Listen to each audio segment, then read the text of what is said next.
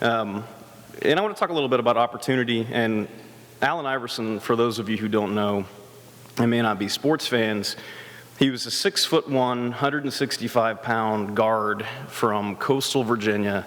He grew up so poor that he had to wear Timberland boots because a sewage pipe burst in his house, and nastiness was kind of coming up through the floor, and the only way to not walk through that was to wear boots all the time. They couldn't get the pipe fixed, and so it was that bad.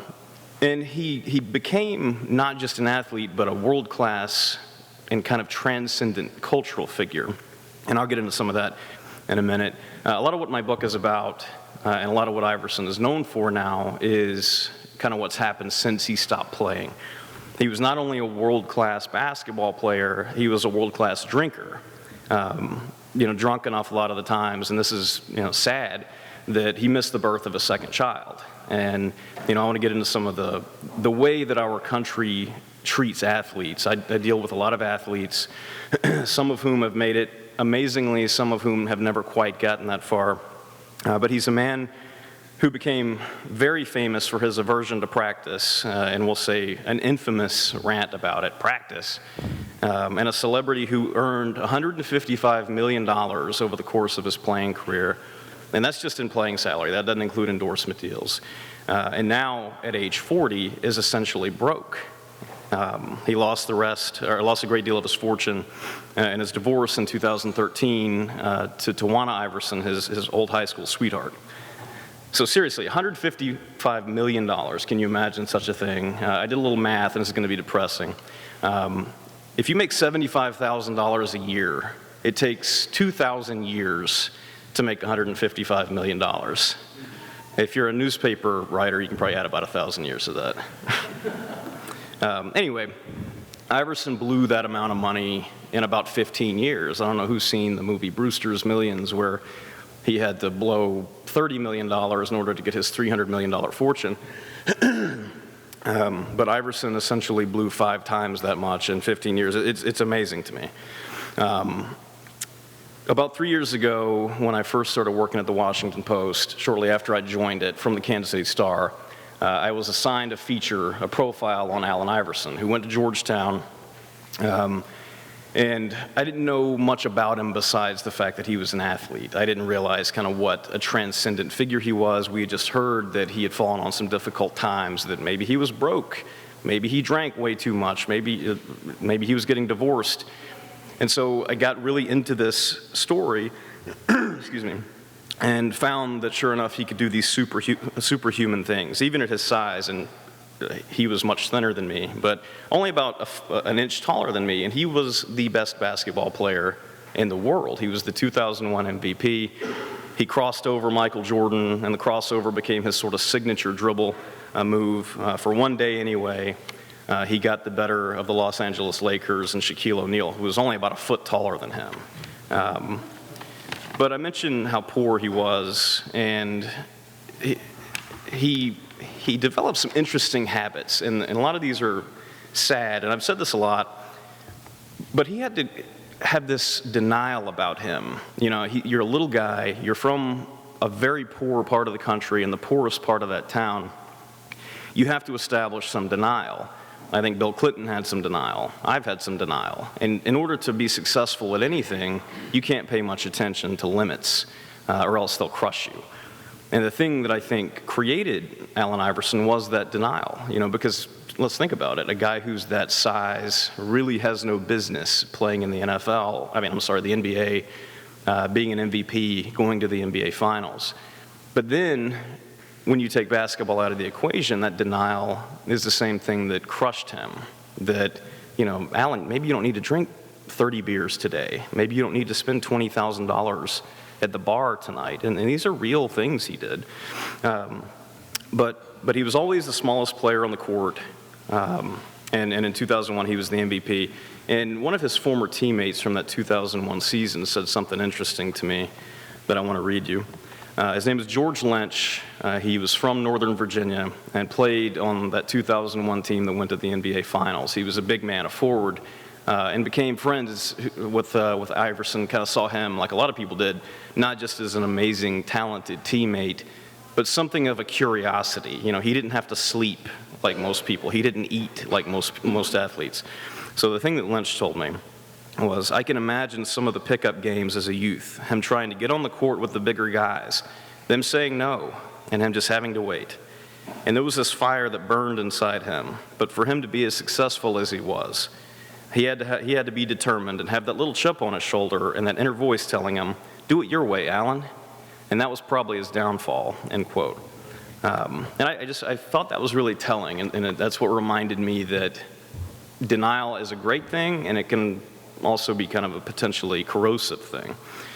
He did do it his own way, and that sometimes led to some very bad things, which I'll mention more of in a few minutes. You've probably heard stories about athletes who grew up very poor and made it to the mountaintop. But Allen Iverson was more than that. And I know a lot of the people in this room were young in the 1990s. I was high school, kind of entering college. But I want you to think back around that time in pop culture, kind of what that represented. It was a pretty interesting time. It was sort of the rebel generation, anti-authority, and I'm sure there was some times in the past that illustrate that too. But these were the people who were really popular in pop culture. Tony Soprano, kind of the birth of the anti-hero movement in dramatic television, another of my very bizarre interests. Fight Club was one of the biggest movies of the 90s. It was about a guy who got sick of being marginalized and kind of took on the establishment. For my fellow pro wrestling fans, Stone Cold Steve Austin was kind of the wrestling anti-hero who, literally gave a middle finger to authority and his boss and all this. And it just sort of, I think, it scratched an itch during an interesting time when I think regular, ordinary people got tired of following the rules. And Allen Iverson just perfectly captured that entire attitude. And the only difference between Iverson and those three others that I just named is he was real. He was a real person. He was in the absolute prime of his life as a pro athlete. And this is dead serious. His favorite pregame meal was just crushing 4 hot dogs right before pregame introductions. He would be talking about the night's plans. Let's all go to TGI Fridays, which was his favorite bar in Philadelphia for some reason. And how many Corona Lights he would drink that night. And I hear them starting the announcements. I better run down there, throw my jersey on. I haven't had anything to eat, so 4 hot dogs later, he's running on the field. Running on the court. He would also sometimes have a Sprite and a bowl of ice cream before some games. And this is all the fuel the athlete's high-performance body needs, I guess. And those are the kind of things that some of his teammates just marveled at. They couldn't do that stuff. That's not common among pro athletes. Like I said, he refused to sleep and work out. He just didn't lift weights. He just refused to do it. He was a little guy, screamed at his coach, and just would not be corralled. And he'd still go out there and score 45 points a night. He would beat some of the biggest players in the game, and I mean that figuratively and literally. Crossing over Michael Jordan became legendary in urban America just because their guy was able to do this to this sort of suburban-friendly superstar. Iverson wore cornrows and tattoos. He refused to wear a suit. He would more wear baggy jeans. During press conferences, he refused to enunciate. Even when Larry Brown, his legendary and currently embattled head coach at the time, said, "Iverson, look at what Michael Jordan, your hero, wears. He's cleanly shaven. He talks clearly into the camera. He wears $3,000 suits. Don't you want to be like him?" And so one time Iverson bought a $3,000 suit from this Philadelphia tailor. He looked great in it. And he realized that his friends from back home, from Hampton, Virginia, might see him in it. So he took it off in the locker room, balled it up, and threw it away. That was just not him. But that was part of his charm. And some of the time, he would go out drinking after games and show up for practices the next day hungover. Some games, you can go back and look at some of the afternoon game footage. He was so hungover that he had the alcohol shakes. I don't know how many people here have had alcohol shakes before the day after. I don't think I have. Maybe I have. But that's pretty bad. That's a pretty serious hangover. But the thing is, Iverson was real, and that's what people responded to. And it just mattered, I think. That's where I think that pop culture thing really, we came to a crossroads as a culture. he took the baton, I think, culturally from Magic Johnson and Jordan, these very suburbia-friendly stars who I think anybody in America could feel safe watching, and took the game out into the streets where he came from, the corners and from the neighborhoods he knew so well. I mean, these are the neighborhoods that he grew up in, and this opened up an entirely new part of the marketplace for the NBA, for shoe companies, and it wound up being kind of a core market for those companies. The fact is, though, reality is sometimes quite uncomfortable, and we're taught in this country a lot of times, keep your eye on the ball, all the times. I played baseball growing up. The number one mantra is keep your eye on the ball at all times. And a lot of times we do that, and we miss kind of the bigger thing, especially if we're fans of sports and not necessarily playing with them. The longer we keep our eye on the ball, it's like a shell game.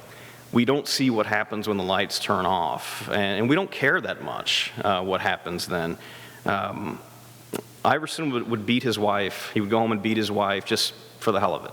He just was in a bad mood and would go home and punch her or stomp her foot like he was putting out a cigarette. He ordered his son to call Tawana, who again was his high school sweetheart, who had been with him every step of the way, from poverty to riches, from anonymity to stardom. Told his son to call Tawana a whore, and then threw her stuff out and then locked her out of the house. This is like a 6-year-old he told to call his mom that. Locked her out of the house one night. She slept outside in kind of her night clothes, and then the next day chased her around Philadelphia with a gun. These are pretty dark stories about one of our heroes. But again, I think a lot of the times as fans, we don't pay much attention to that because we're so dazzled by what they can do on the court, on the field. We don't want to think too much about what else is going on. And the fact is, we're not alone. The people who play with and coach these athletes don't pay much attention to that either. And everybody's just watching the ball. And I don't know if that's good or bad. I mean, I think sports is a diversion. It's a break for us sometimes. But I think there are bigger issues in play that somebody like Allen Iverson really encapsulates. And players who played with Iverson, his coaches, the people who were absolutely the closest with him during this 15-year period he ruled the world, even they didn't realize that basketball was the only beam that was holding his life together. He had this unsteady personal life that you take basketball out and it all just sort of falls apart like a building. But again, people sort of oddly saw this as part of his charm. He wasn't going to be sanitized.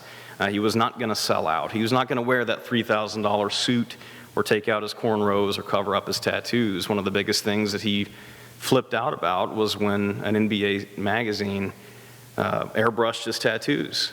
And, they wanted to present this suburban-friendly star, and he went crazy over that because they were attacking who he felt he was and his ability to be real. He was who he was, and if you didn't like it, well, Larry Brown, that Sixers coach, told me during this process that if he ever writes a book, the title will be something about having the F-bomb dropped on him about 1,200 times by Allen Iverson, because that's how many games he coached. And, if you coach Allen Iverson, you're going to get F-bombed. This was his coach, an authority figure. If somebody tried to get him to spend less money or be more responsible, he fired those people. He distanced themselves, agents, attorneys, whoever. Try to change AI and you were dead to him, or maybe just dead. One time he threatened to kill his wife and told her it would only cost $5,000. That's nothing to him. She kept staying, and that was kind of an odd thing, and she wound up, of all people, handling his finances because she was the one person who didn't try to control him. The agent who he fired, who was Michael Jordan's agent, was fired for the deadly sin of trying to say, Allen, we have a lockout coming, save some money. Nope, you're fired. He put 2 attorneys in charge of his money. They tried to get him to spend less. Sorry, I'm stripping this away from you. Put his wife in charge of it. Which brings me back to the fact that Iverson is essentially broke these days. So how on earth, in a fraction of one lifetime, can somebody blow $155 million? This, like I mentioned, does not include a lifetime contract with Reebok. And I think it's interesting on a broader scale because I really think we have a problem in this country of not just idolizing athletes and paying no attention to their potential faults, but the fact that so many of these guys, men and women, grow up poor, just incredibly poor, and we don't really spend that much time teaching them how to manage their money. A lot of these guys don't even know how to balance a checkbook or start a checking account, and that's a problem. In 2009, Sports Illustrated reported that 78% of professional athletes go broke. 78%, so more than 3 out of 4 are going to be broke at some point despite the millions. This is an absolute outrage. And just the lack of abilities financially that many of these young people go into their professional lives just being thrust from poverty to extreme riches, they don't know what the heck to do with that. They want to buy as much as they can, as quickly as they can. So listen to this. This was the house that Iverson bought. And this is toward the end of his career. He made $21 million in 1 year. I believe it was 2009 with the Pistons. He owned 14 cars, 9 of which belonged to other people. One of his great sins was loyalty. He came from that neighborhood, and some of his friends from back then, they all kind of promised each other, if one of us makes it out, if one of us is successful, we all will be. One was, a young, hopeful rapper. Iverson was the athlete. They had other people who might be successful. And if one makes it out, we're all going to make it out. So sure enough, he was the one who made it out. He supported something like 36 of his friends and family. Mortgages, rent, power bills, cars. 9. I mean, just think about what the insurance is on 9 cars, or 14 cars total, 9 that don't even belong to you. So Iverson, who grew up so poor, like I mentioned, that they couldn't get a pipe fixed, this was his new reality in 2011. He bought a $4.5 million gated estate in northwest Atlanta that Iverson had spared no expense in customizing. Among the features of the house were nearly 10,000 square feet, a sprawling bar, and a gourmet kitchen. And the rain gutters were made from pure copper. Rain gutters. A year or so after that, because he just wouldn't stop spending, his wife showed up at a pawn shop and pawned something like $30,000 for the furs, jewelry, things like that. And this, though Iverson thought that the spending was his new reality, this was Tawana's, who again had no formal or any kind of financial training. She was not an accountant. She went to art school. But she was handling this, what amounts to an empire, hundreds of millions of dollars. Tawana had become versed in the habit of transferring dollars, usually to pay for household expenses, and paying down the thousands on her American Express card. 2 months after she visited the pawn shop, she made 2 transfers from savings into their joint Bank of America account, one each of $60,000 and $20,000, to cover July's bills. A few days after the transfers hit, Iverson walked into Forever Diamonds and spent $20,000, part of a day of spending that included a stop at a liquor store and a hat boutique, 4 $200 withdrawals from a cash machine, and the first of 3 consecutive days at a Ruth's Chris Steakhouse. A week earlier, Iverson had withdrawn $10,000 in cash, and a few days later, removed a combined $7,000 in 2 separate stops at the ATM. Once Tawana's payments for 2 of the kids' private schools' tuition had cleared, along with the family's $15,178 mortgage, it's pretty steep, Iverson's shopping spree through Buckhead in Atlanta left too little in the account to pay the bills. Tawana's rent check bounced. They'd since split up and were living in separate houses. And so did her payment to Georgia Power, which as a result decreed that it would no longer accept Tawana's personal checks. So one of the richest athletes in America could no longer pay the power company with a check. That's crazy to me. But like I mentioned, he was a very loyal person, and you may be asking right now, who could possibly like somebody like this? What a scoundrel. He treats his wife and kids bad. He spends money. He doesn't look toward the future. But like I mentioned, one of his great faults was loyalty, of all things. He did support those people who he grew up with.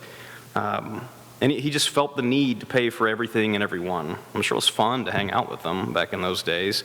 And even if he partied with millionaires, he would always pick up the check, even if the check was $30,000. I got this. Nobody tried to stop him because, in part, the ride was a thrill. They didn't tell him to stop drinking or stop going to TGI Fridays or stop abandoning his family. Part of it, I think, is we love celebrity in this culture. We feed it, we enable it. We don't want to get in the way even if we're fans, we don't like to say something that might tick off an athlete or a celebrity. We just like being part of that glow, and I think that's potentially problematic. I think we have a celebrity obsession in this country. Maybe right now it's at its peak, or maybe it's valley, I don't know. But one thing I've learned in the 10 or so years I've been a journalist is athletes actually don't really respect fans who put them on this pedestal. They'd rather you put it to them straight.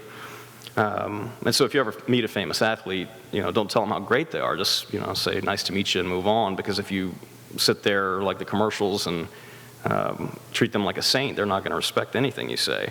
The people that Iverson actually did respect were fighters. They were kind of like him. They pulled their way up no matter what their chosen industry was. They shot him straight, and he just loved that. These are the people that he liked, respected, and just never forgot. And this is part of why somebody who had that dark streak, that mean streak, it was really hard to turn your back on Iverson, even though you knew about those really bad things. The same player who no-showed Reebok photo shoot so often that the shoe company paid his handler $10,000 on the side just to get him there on time, who really had no idea where his own kids went to school, remembered to leave basketball tickets for the woman who tutored and pushed Iverson years earlier after he went to prison for his role in a bowling alley brawl that tore apart an entire city based on race. He dedicated a game to the late Philadelphia sports writer who had years earlier challenged Iverson to clean up his act and reach his potential. These are the kind of people that he loved, that he just couldn't get away from, that he was as intrigued by as they were of him. He never forgot a woman named Lori Michael, who was just the Georgetown basketball trainer who taped up the ankles and elbows, made sure everybody, had, enough Gatorade and or water, who nobody, for the most part, even knew was there. But somehow Iverson, because this woman shot him straight and would not BS him, he developed not just a friendship with her, but sort of a kinship. They were both fighters, and he just absolutely loved it, loved this thing about her. And who 15 years after Iverson left Georgetown, he found out who had gotten diagnosed with brain cancer. Now, I mentioned the practice rant earlier, which led in part to my interest in summer once this book came out, once my new pal Stephen A. Smith got a hold of it. But he's famous for this rant, and for those of you who don't follow sports, it is one of the most iconic press conferences in sports history. It's repeated all the time. You can't say the word practice without thinking of what Iverson. He said the word practice like 24 times because he hated to practice. You'd have to watch it on YouTube. I encourage you. I've got a really terrible practice impression that I promised myself I wouldn't do, so I'm going to try to avoid it. We'll see what happens. But anyway, so a lot of what he says is, I play in the game, I show up, why are we talking about practice? If I don't show up, who cares? It's not a game. We're talking about practice. So he said it over and over and over. This became maybe the thing that he's known mostly for. So when Georgetown honored Lori Michael, this former trainer, a couple years ago, Iverson couldn't make it. He was kind of in the middle of his divorce. He could have just ignored it. This is still one of the most famous athletes on the planet. But instead, he sent a very touching video tribute that honestly was the most heartfelt thing of the entire night.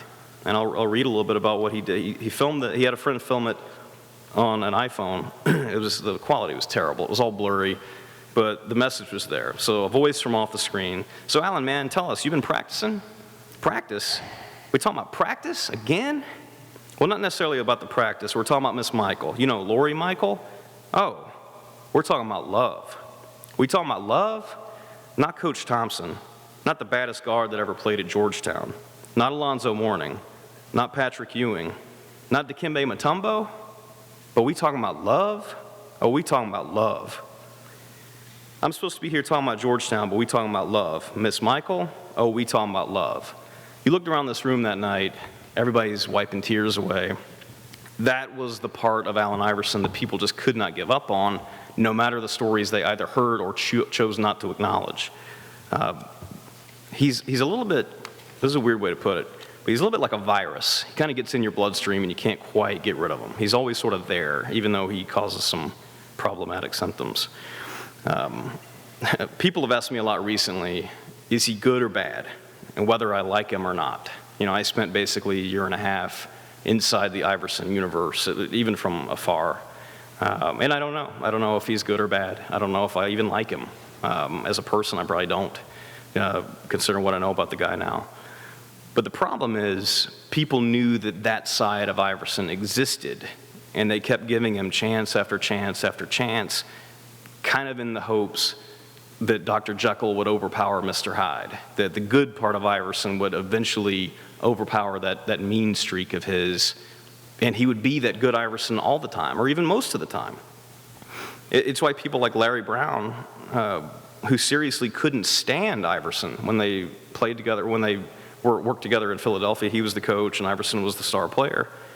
But Brown, who has won a national championship at Kansas, who won an NBA championship with Detroit, told me that he was put on this earth to coach Allen Iverson. That was his purpose in life, was to coach this virus who got in his bloodstream and just wouldn't go away. It's why Stephen A. Smith, my new pal, ripped me in June on national television for daring to say that people in the room in 2002 during the infamous practice rant believed that Iverson was drunk that day. It's something that, to a person, everybody said that if you watch the video, he had been drinking. It was a 3-hour period. Everybody believes he went to a bar called Houlihan's, came back with a little bit of a buzz. And I think you can watch the video and see it. Apparently Stephen A. doesn't, and that's cool. But Stephen A. called it an outright lie and had Iverson's back on ESPN First Take, despite telling Iverson's hometown newspaper just 5 years ago that so many people were enabling Iverson that it had become part of the problem, that they were being destructive in his life by continuing to say yes when they just need to say no. But we can't do that because it's a famous athlete and we don't like to do it. And look, it's why even me, with my limited time in the Iverson orbit, I found myself so wanting him to pull out of this funk, just during the year and a half or whatever, to stop drinking, to be nicer to Duana, to be there for his kids, to stop spending so much money, just to have a future in your second 40 years, no matter how amazing your first 40 were. Sure enough, I got infected by that virus myself, and I honestly have no idea how it even happened. It is, I guess, why I think he really was drunk if he really was drunk during the practice rant, I don't look at it as destructive. I look at it as kind of cool. If he was able to be tipsy and do that, it's kind of legendary. But that's part of the problem. It's why I wrote this book and tried to be as honest as I could be, not just about the athlete, but about the man, about our culture, how we look to athletes, to celebrities. And I'll close with this, one more reading, and then we can ask some questions. But this, yet again, was sort of the good Iverson that so many people wanted to be there. This was in September 2014, so a little more than a year ago. Iverson walked down an access road on Georgetown's campus in early September 2014, the sun hitting his shoulders and a frail right arm wrapped around his back. He walked slowly, so did the group that trailed them. Georgetown was breaking ground on a new $62 million basketball facility, and among those scheduled to lift a shovel that day were John Thompson, Iverson's old college coach, high-powered donors, the agent that Iverson fired, and this former basketball trainer, Lori Michael, who still was fighting brain cancer, who Iverson still hadn't forgotten. Her arm was around him. She was very thin and frail, but she was leaning on Iverson as her support beam. Michael had been diagnosed 3 years earlier with a brain tumor, undergoing surgery and somehow fighting off the disease. Her refusal to give up despite the long odds, she continued to refuse her doctor's offer for a prognosis, was one of the things that Iverson loved about her, along with her penchant for honesty and tough love. Still, she was thin and weak, and on this morning, Iverson, of all people, was her support beam. People who loved Iverson tried to hold on to images like that. He was caring and thoughtful, and this was enough to help them believe that, in the fight for Iverson's soul, good still had a chance. The point was not that he was one or the other, a friend or a headache, a caring family man or an overgrown child without regard for responsibility, an astonishing success or a man that lost it all. He was both, and images like the morning in Georgetown were the ones they wanted to remember, because those were the ones that pushed back loudly against the ones that reached them via whisper. Guys, thanks so much for having me. I'll close there, and with that, I would love to answer some questions. All right, we got questions. Wait for the microphone, Aaron. We got one right up here. You mentioned loyalty, but and so many pro athletes like this have gone broke. We've had one in our own city. Isn't there another side that so many of these athletes come from very poor backgrounds, like you said, and are very insecure because money doesn't make you secure? Right. Isn't some of that then what they're doing is, with all those entourage, is buying friendship because they are insecure? It's funny you say that because, and I start the book this way, Allen Iverson's greatest fear was being alone. He couldn't stand the quiet. And think about it, I mean, it makes sense. I mean, here is a person and a personality who every night of his life had 20,000 people cheering for him, chanting MVP, doing this. Like, he was a guy who was never by himself, and it was never quiet. And so quiet was scary for him. Quiet reminded him of being a kid when he learned to hate sleep, of all things, because his mom had sort of these drug-addled parties and sent him off to get the next stash. And so he started equating nighttime and alone time with really bad things. Now, this isn't meant as a cop-out. It's just real. I mean, it's part of who he is. And so, yeah, I mean, he used to travel with about a 30-deep entourage, many of whom were on his payroll. There's still a couple of people there. And an interesting thing to sort of look at is kind of how that entourage depleted over the years. I mentioned his loyalty, and kind of that was one of his best and worst traits. It also burned him because two of the people, he had 4 best men in his wedding to Tawana. 2 of those, one of them sued him for something crazy, and I forget what, I remember, it was for the nickname The Answer. So, this is one of his best friends in the world sued him. Another shook him down and threatened to leak damaging information unless he gave him millions of dollars. For the record, I did not talk to this person, so he didn't give me that. But these are people, that's how his loyalty was returned. And so loyalty is a good thing, but man, it's a slippery slope.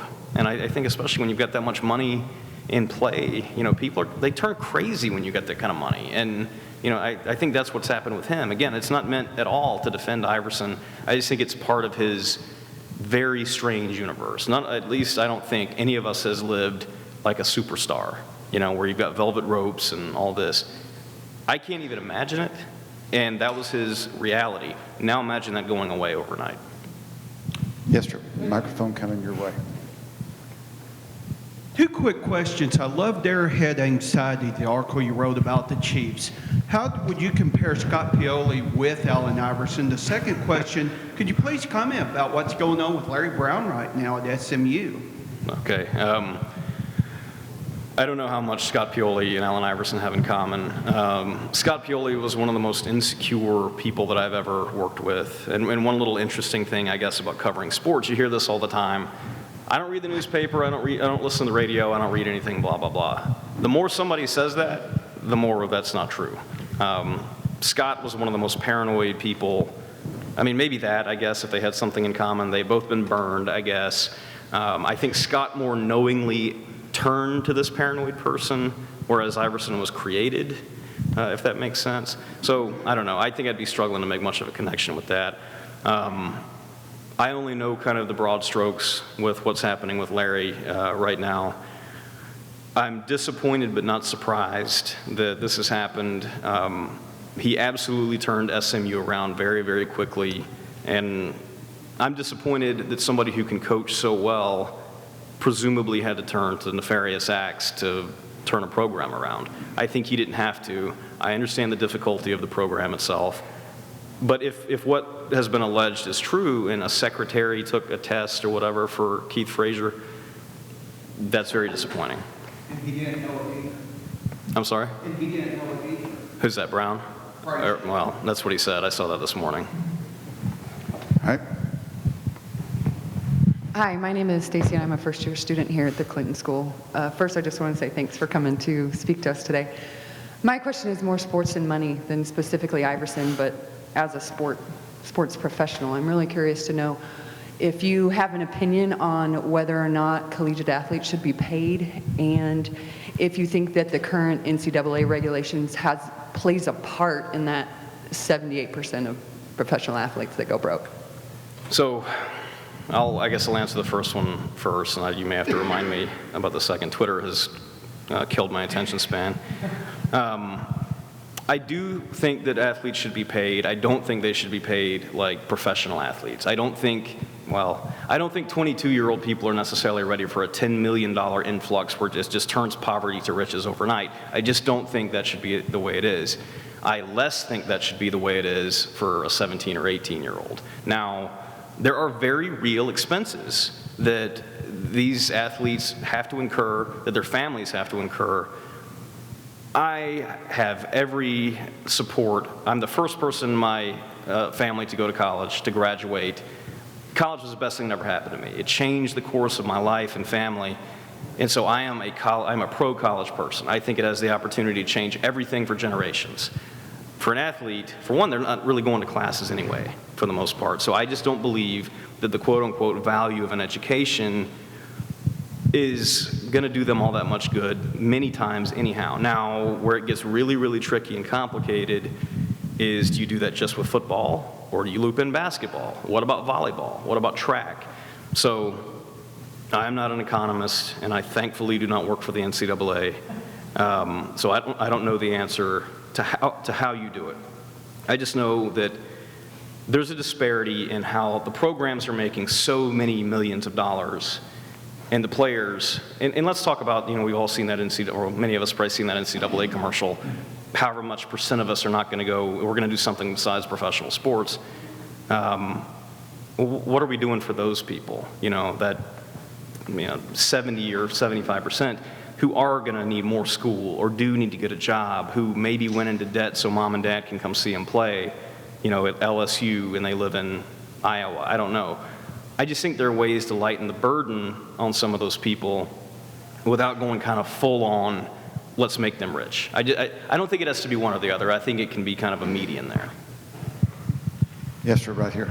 Oh, I'm sorry, what was the second part? Just if you thought that the way that it's now kind of professional athletes, and you kind of answered that with saying, 22 or something. Yeah, and I really do think, if there's a chance that we can change something, and I've noticed, especially dealing with college athletes, and I hope this doesn't come off the wrong way, but college in a lot of ways is a 4-year job interview for a lot of these young people, and because they have the benefit of being on TV, to being exposed to resources that many regular students just don't have, and they, instead of being challenged a lot of the times and put into uncomfortable or potentially educational situations, they're pampered and given shortcuts.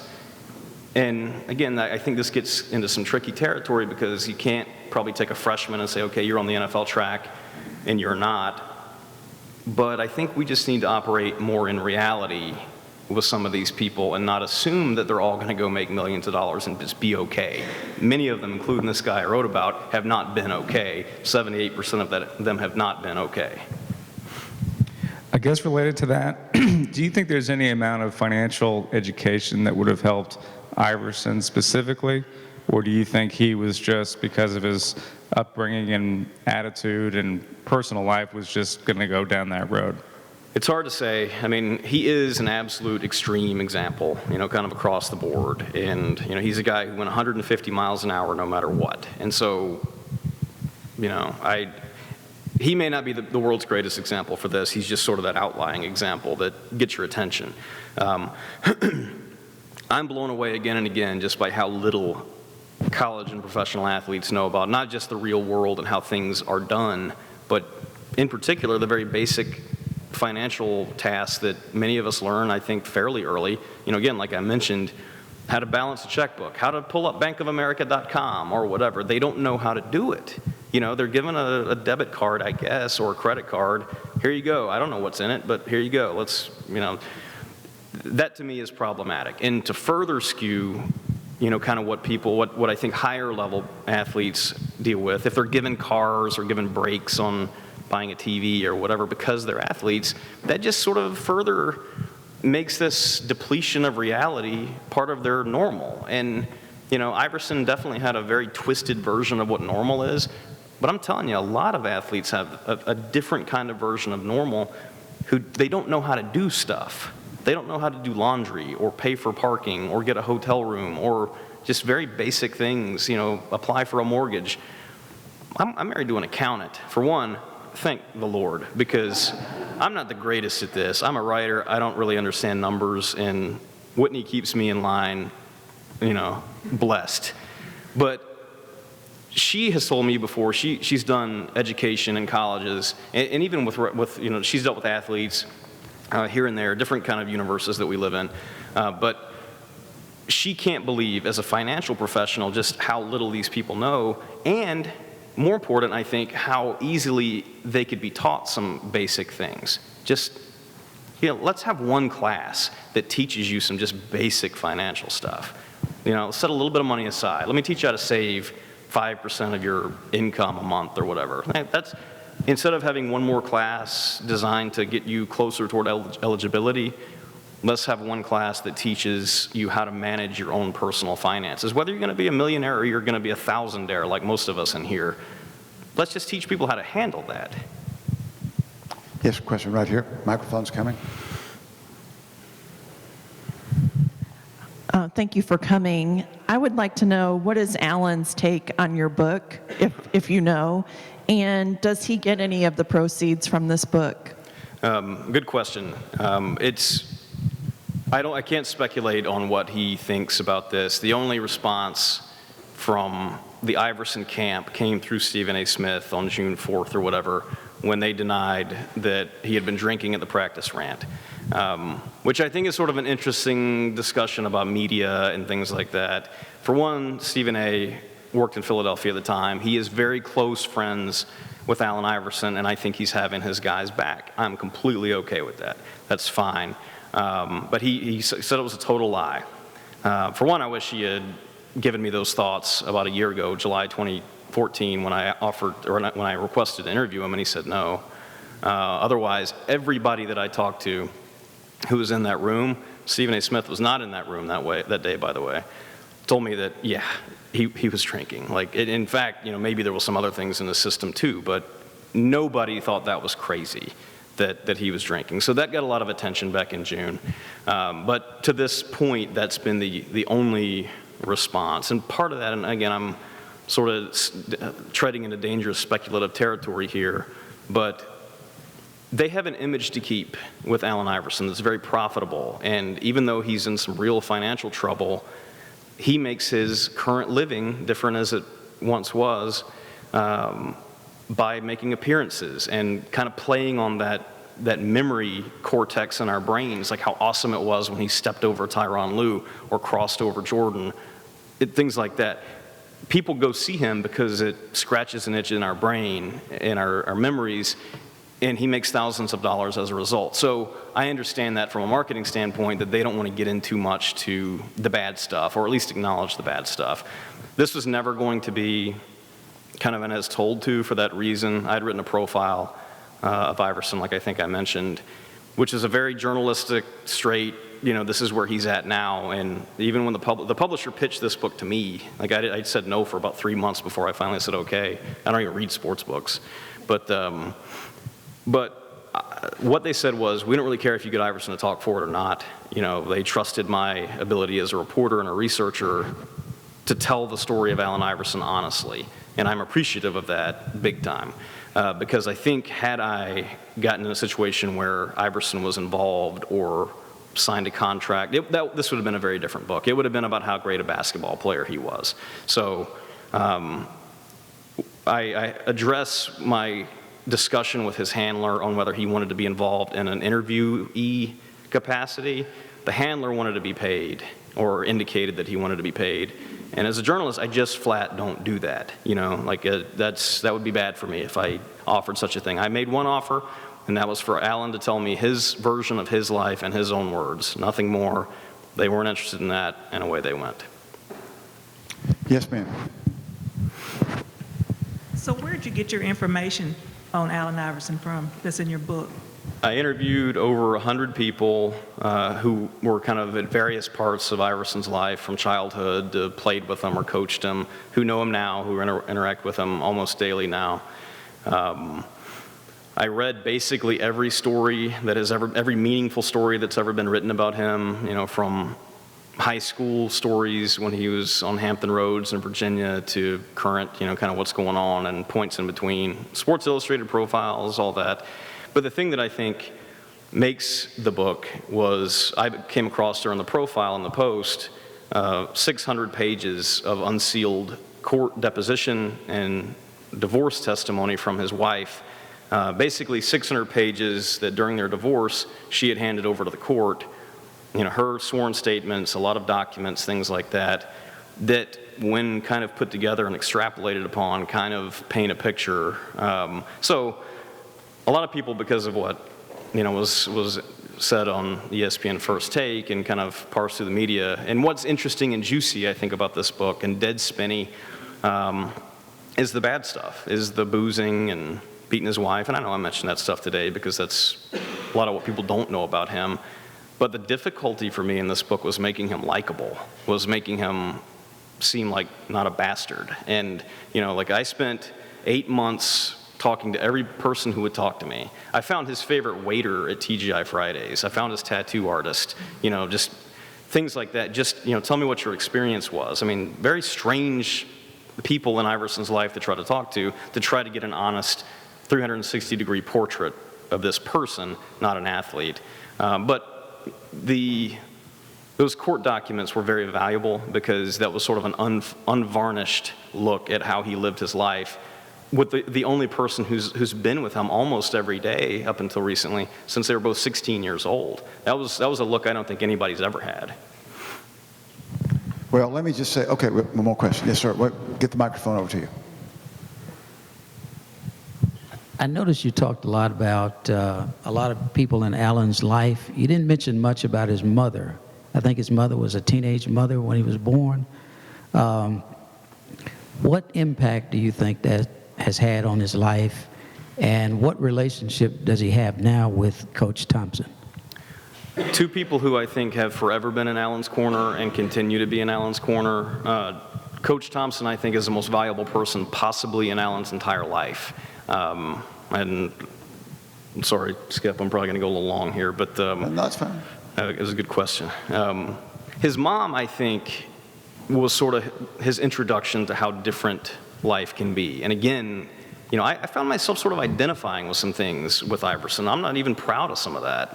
And I address this at the very end of the book in the acknowledgments. Both came from difficult backgrounds, both found some level of success in our respective fields. One pays slightly better than the other. Both married our high school sweethearts, so I found myself trying to identify, and that's sort of part of what I do, is I try to see it from their point of view. And so I know what it's like to live in that very challenging childhood when things just probably aren't the way they ought to be.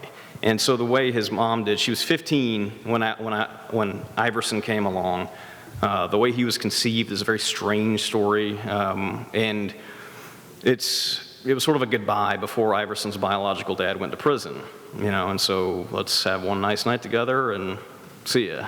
And so he was born into a very precarious situation, and she was a heavy drug user in those days and had parties and things like that. And I think what his normal childhood wound up being was actually pretty twisted, if you think about it, or like what you think of as a traditional childhood. But it's his mom, and she always deep down cared about who was in his life, always sort of kept him pointed in the right direction. And one little quick anecdote, quick, I promise, was when he went to prison. It's a very complicated story that has been covered quite a few times. There was a brawl in a bowling alley. It was a terrible thing that just divided Hampton, Virginia, almost completely along racial lines. Iverson and 3 other people went to prison before being granted clemency by the first African-American governor in America back in 1994, 95, somewhere in there. When he got out, he just didn't trust anybody, probably for good reason. So people like his mom, who had always had his back, he got closer with them. He distanced himself from people who didn't have his back forever, and he referred to these people as his first day friends. The people from the neighborhood from back in the day, his mom, things like that. And his mom she, like Iverson later would be, just couldn't get out of her own way a lot of the times. The day that Iverson, they had a little graduation for Iverson. It was when he graduated from one of these Kumon centers to become eligible to play at Georgetown.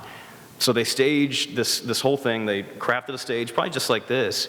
Gave him a cap and gown. They named him valedictorian out of a class of 1.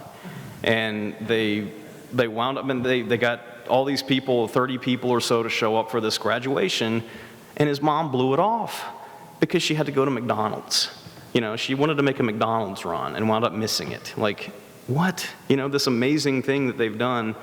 And, so I think that just taught him some lessons that he probably would have been better off avoiding. John Thompson remains an amazing presence in his life. I think it's because he's 6'10". I mean, he's an amazing, intimidating, terrible figure who used the F word right in my face and almost melted when he did it, because you don't want to hear that from somebody that big.